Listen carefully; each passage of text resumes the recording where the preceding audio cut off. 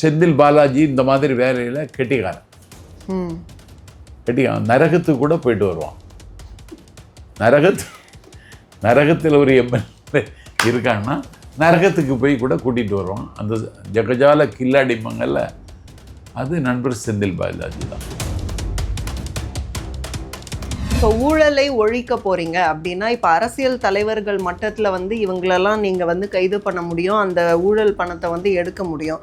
ஆனால் அதிகாரிகள் நிறைய ஐஏஎஸ் ஐபிஎஸ் அதிகாரிகளே இந்த மாதிரி ஊழலில் ஈடுபட்டிருக்காங்கன்னா அவங்கள உங்களால் என்ன செய்ய முடியும்?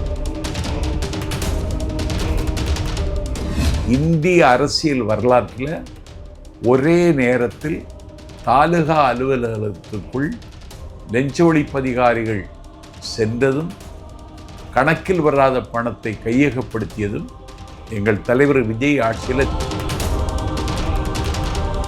ஊழலை குறைப்பது சாத்தியம்தான், ஆனால் 100% அதை ஒழிக்கவே முடியாது அப்படின்னு எல்லாம் பத்திரிகையாளர்கள் நிறைய பேர் இப்போ சொல்லிட்டு இருக்காங்க. அப்போ 100% அதை ஒழிக்கவே முடியாதா? கிட்டத்தட்ட 50 எம்எல்ஏக்கள் கிட்ட பேரம் பேசிட்டாங்க அப்படின்னு தகவல் வருது. அப்போ 50 எம்எல்ஏக்கள் கிட்ட பேசிட்டாங்கன்னா வெளியில வந்தது புகார் கொடுத்தது அப்படின்னு பார்த்தா ஒரு 2 எம்எல்ஏக்கள் தான் புகார் கொடுத்தாங்க. அப்போ மீதி எம்எல்ஏக்கள் அப்படியே காம்ப்ரமைஸ் ஆயிட்டாங்களா? ஏன் அது வரைக்கும் அவங்க கிட்ட இருந்து எந்த ஒரு புகாரும் வரல? கட்சியில் உன்னை விட செல்வாக்குள்ள விஜயபாஸ்கர், டாக்டர் விஜயபாஸ்கர். நியாயமாக அந்த கட்சிக்கு தலைமை தாங்கணும்னா அதுக்கு தகுதி கூட விஜயபாஸ்கர். அந்த விஜயபாஸ்கர் என்கிற ஊரறிந்த முகத்தை பாரர் விஜயபாஸ்கரை அதிமுகவில் தக்க வைக்க யோக்கியது இல்லாத முண்டம் நீ பேசலாமா? இதை தூய சக்தின்னு சொல்லிட்டு ஊழல் குற்றச்சாட்டுகள் இருக்கக்கூடிய விஜயபாஸ்கர் அவர்களை எப்படி உள்ள சேர்த்துக்கலாம்?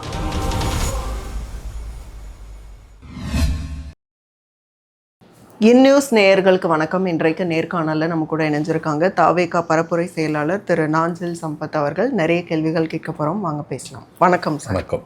நிறைய விமர்சனங்கள் இருக்குது. ஊழல் அதை ஒழிக்க போகிறோம் முற்றிலுமாகன்னு சொல்லிட்டு தாவேகா அரசு எடுக்கக்கூடிய நடவடிக்கைகள் பாராட்டுக்குரியது தான் அப்படின்னா கூட நிறைய சந்தேகங்கள் எழும்புது. இப்போது பிடி அரசகுமார் அவர்கள் 200 கோடி வரைக்கும் வாங்கியிருக்கிறாரு அப்படிங்கும்போது அது மோசடி பண்ணியிருக்கிறாருங்கும் போது அவரை அரெஸ்ட் பண்ண முடிஞ்ச தாவேகா அரசால் ஏன் அன்பில் மகேஷ் அவங்கள கைது பண்ண முடியல? ஏன்னா ஒரு பள்ளி கல்வித்துறை அமைச்சர் அவர் தான், அப்போ இதுக்கெல்லாம் பொறுப்பு அவர் தான். அப்போ ஏன் அவங்க மேலே எந்த நடவடிக்கையும் எடுக்கல, ஆனால் பிடி அரசகுமார் அவர்களே உடனே கைது பண்ணுறீங்க. ஈவன் செந்தில் பாலாஜி அவர்களை கூட கைது பண்ண முடியல அப்படிங்கிறது. ஒரு ஆளை கைது பண்ணுறதுக்குன்னு இருக்கிற ப்ரொசீஜர்ன்னு இருக்கு கேட்டிங்களா? நம்முடைய காழ்ப்புணர்ச்சி காரணமாகவோ அரசியல் பகை காரணமாக ஒருவரை திடீர்னு கைது செய்ய முடியாது. ஒரு புலன் விசாரணையில் ஒரு தெளிவு பிறந்ததற்கு பிறகு குற்றச்சாட்டு நிரூபணமாவதற்கான நிலைமையில் அவரை கைது செய்ய வேண்டும், கைது செய்ய முடியும். அந்த விசாரணைகள் நடந்து கொண்டிருக்கிறது. அரசகுமாரை தொடர்ந்து அன்பில் பொய்யாமொழியும் விசாரிக்கப்படலாம். விரைவில் அவர் கைது செய்யப்படலாம். நீங்கள் நாளைக்கே கைது செய்யணும்னு எதிர்பார்க்க முடியாது. அந்த விசாரணை வளையத்துக்குள்ளே அவர் அதை விசாரித்து ஒரு ஒரு ஒரு ஃப்ரேம், ஒரு பிக்சர் தெளிவான பிறகு அந்த முடிவு எடுப்பாங்க. அதுதான் அவர் நிர்வாகத்தினுடைய நடைமுறை. இப்போ செந்தில் பாலாஜி அவர்களை தொடர்ந்து ஈவி வேலு அவர்களோட கேஸ் எடுக்கப்பட்டிருக்கு. ஆனால் கேஎன் நேரு அவர்கள் மேலே முன்கூட்டியே எலெக்ஷனுக்கு முன்பே அவர் மேலே நிறைய ஊழல் குற்றச்சாட்டுகள் சொல்லப்பட்டது. அப்போ நகராட்சி நிர்வாகத்துறை அமைச்சர் இவ்வளோ ஊழல் பண்ணியிருக்காருன்னு ஒரு கேம்பெயின் பண்ணும்போது ஒரு இடத்துல விஜய் அவர்களே அதை குறிப்பிட்டு பேசியிருந்தாங்க.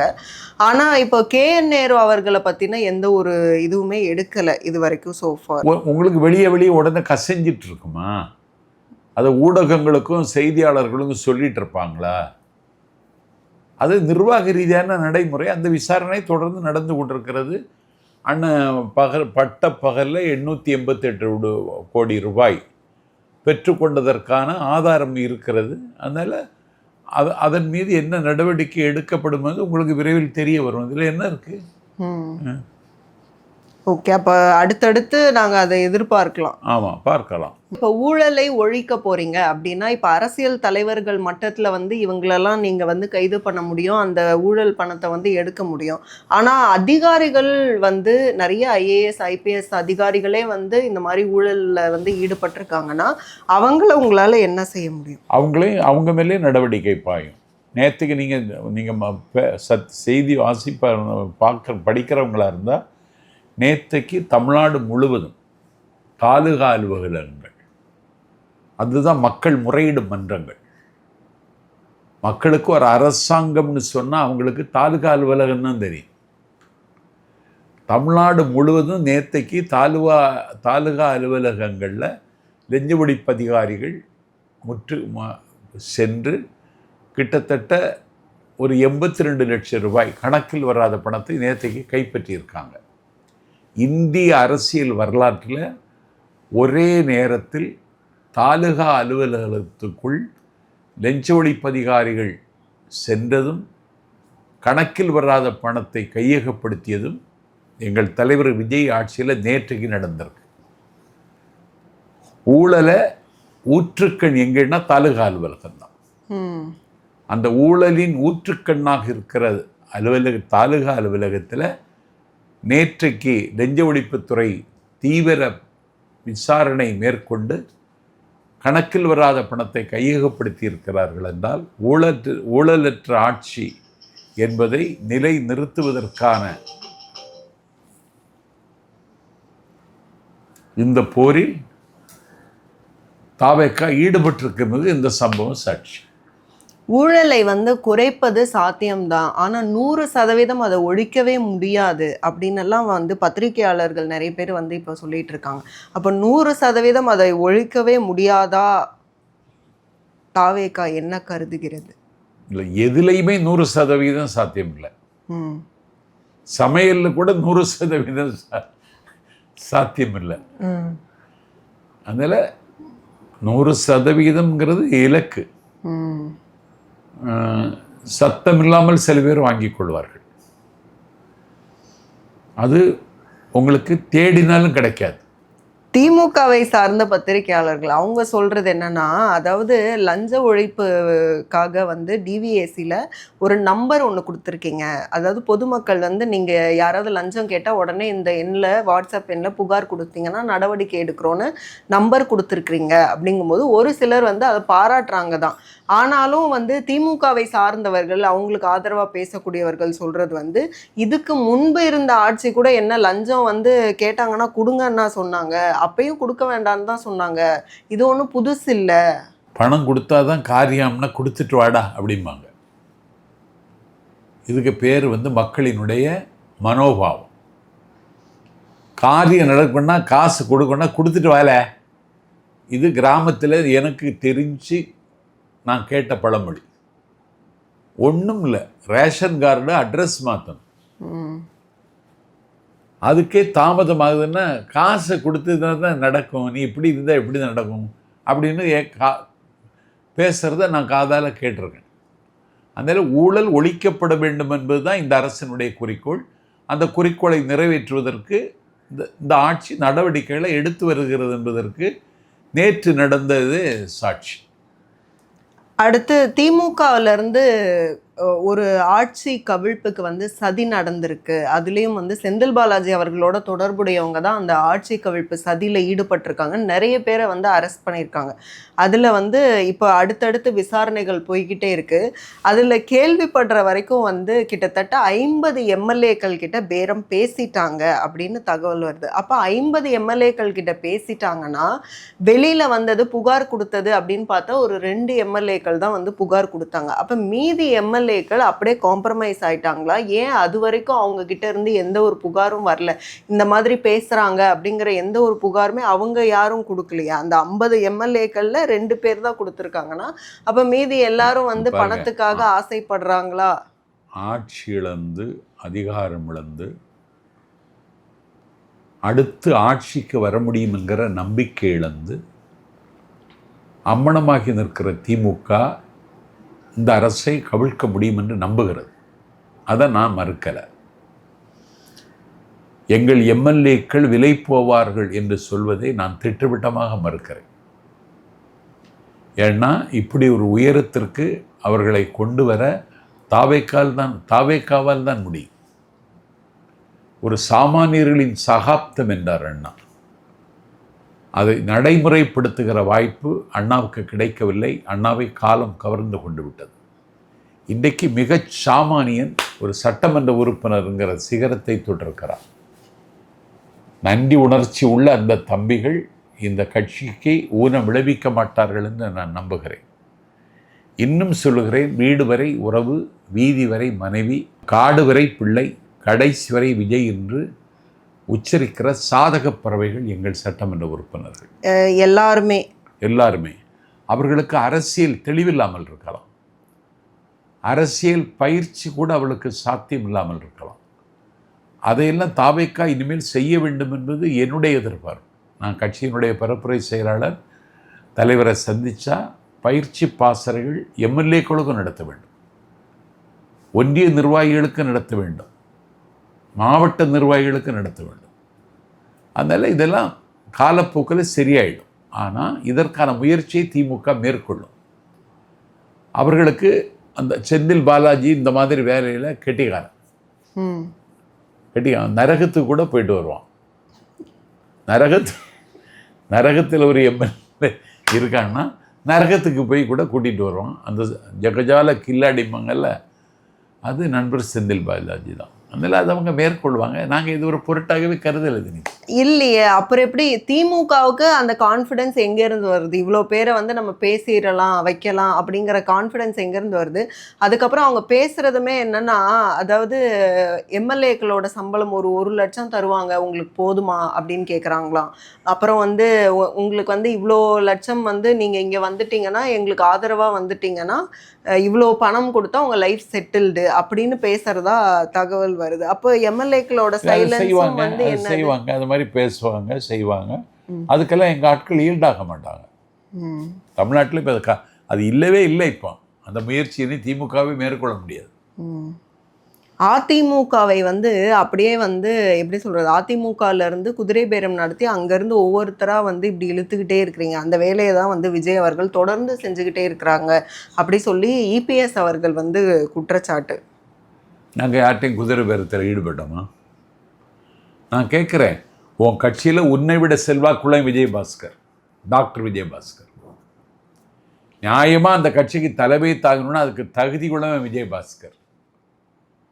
அந்த விஜயபாஸ்கர் என்கிற ஊரறிந்த முகத்தை, பாரறிந்த விஜயபாஸ்கரை அதிமுகவில் தக்க வைக்க யோக்கியது இல்லாத முண்டம் நீ பேசலாமா? இதை கரூரில் ஒரு துயரம் நடந்த இடத்துல அந்த துயரத்தையும் தாண்டி கரூரில் அதிமுக சார்பில் எம்ஆர் விஜயபாஸ்கர் வெற்றி பெற்றிருக்கிறார்.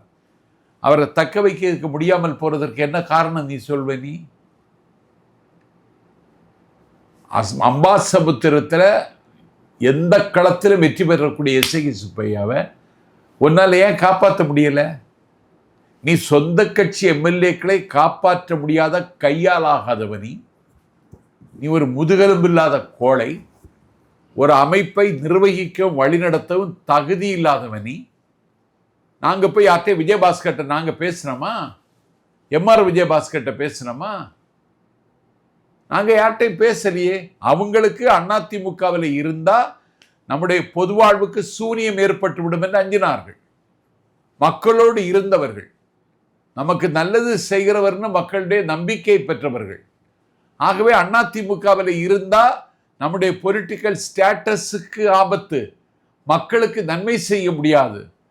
அதனால தாவேக்காவில் சேர்ந்தால், விஜய் அவர்களை சந்தித்தால் அந்த தொகுதிக்குரிய விட்டு போன காரியங்கள் தொட்டு தொடர துளங்க நமக்கு ஒரு வாய்ப்பு கிடைக்கும் என்று தன்னை தேர்ந்தெடுத்த மக்களுக்காக அந்த முடிவை எடுத்தார்களே தவிர பேரமும் கிடையாது, ஜீரகமும் கிடையாது.